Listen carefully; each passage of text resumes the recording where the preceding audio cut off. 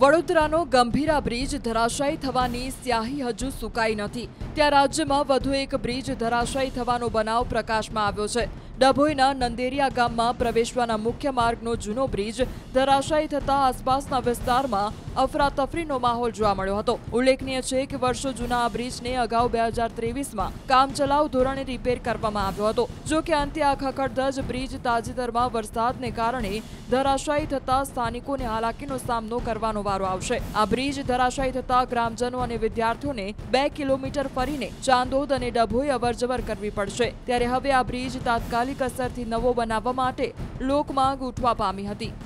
નંદેરિયા ગામમાં જે ગામના અંદર એન્ટર થતામાં જે નાનો બ્રિજ આવેલો હતો એ ઘણો વર્ષો પહેલાં જૂનો હતો અને એમાં વર્ષમાં મેં 1 વર્ષ પહેલાં બી રજૂઆત કરી હતી ડભોઈ પીડબ્લ્યુ ઓફિસમાં। એટલે એ લોકોએ થોડુંક કામ બી કર્યું હતું, અંદર જાય એવો રસ્તો બનાવ્યો હતો, પણ આ વરસાદ ખૂબ પડવાથી આ બ્રિજ આખો વિનાશક જમીનમાં જતો રહ્યો છે। શું તકલીફ શું થાય? મેઇન રોડ તો હોય ગયો છે તો આવવામાં ગામવાળાનો આવવામાં તકલીફ પડે છે, થોડુંક દૂર ફરીને આવવું પડે છે।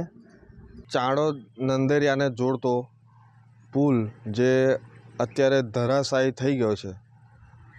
2021-22માં PWDની વિનંતીને માન આપી પુલનું થોડું સમારકામ કરાયું હતું અને પુલ નોર્મલી રીતે ચાલુ કરેલો, પણ ગ્રામજનોને ખૂબ અગવડ પડી રહી છે કે જે મુખ્ય માર્ગ છે અને ગ્રામજનોને ફરીને ચાણોદ કે એના માટે જવું પડે છે। ખાસ કરીને વિદ્યાર્થી મિત્રો અને ગામના બીજા ઘણા વડીલજનોને એની ખૂબ તકલીફ પડે છે। હા, 2023માં જ્યારે પૂર આવ્યું, શરૂઆતમાં જ પૂર આવ્યું, જે ઘડીએ વરસાદના કારણે જે સમારકામ થયેલું એના કારણે પુલ વધારે ડેમેજ થઈ ગયો અને પડી જવાની તૈયારી હતી।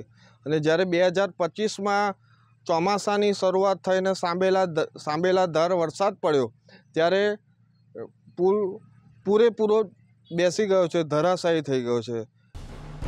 વડોદરાનો ગંભીરા બ્રિજ ધરાશાયી થવાની સ્યાહી હજુ સુકાઈ નથી ત્યાં રાજ્યમાં વધુ એક બ્રિજ ધરાશાયી થવાનો બનાવ પ્રકાશમાં આવ્યો છે।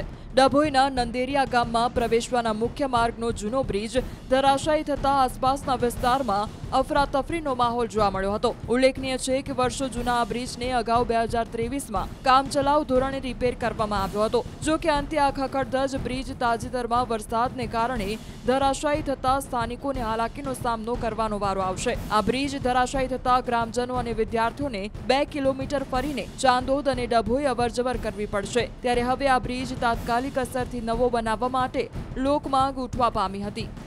નંદેરિયા ગામમાં જે ગામના અંદર એન્ટર થતામાં જે નાનો બ્રિજ આવેલો હતો એ ઘણો વર્ષો પહેલાં જૂનો હતો અને એમાં વર્ષમાં મેં 1 વર્ષ પહેલાં બી રજૂઆત કરી હતી ડભોઈ પીડબ્લ્યુ ઓફિસમાં। એટલે એ લોકોએ થોડુંક કામ બી કર્યું હતું, અંદર જાય એવો રસ્તો બનાવ્યો હતો, પણ આ વરસાદ ખૂબ પડવાથી આ બ્રિજ આખો વિનાશક જમીનમાં જતો રહ્યો છે।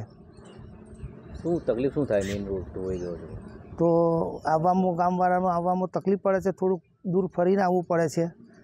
ચાણોદ નંદેરિયાને જોડતો પુલ જે અત્યારે ધરાશાયી થઈ ગયો છે।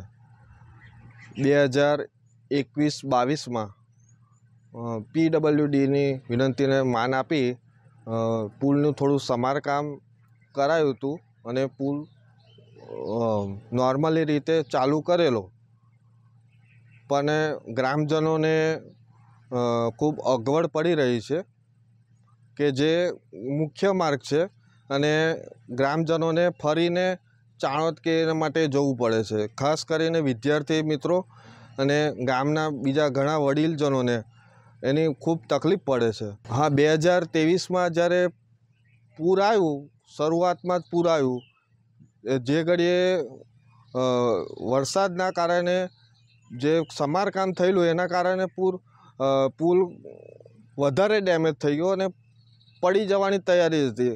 અને જ્યારે 2025માં ચોમાસાની શરૂઆત થઈને સાંબેલાધાર વરસાદ પડ્યો ત્યારે પુલ પૂરેપૂરો બેસી ગયો છે, ધરાશાયી થઈ ગયો છે।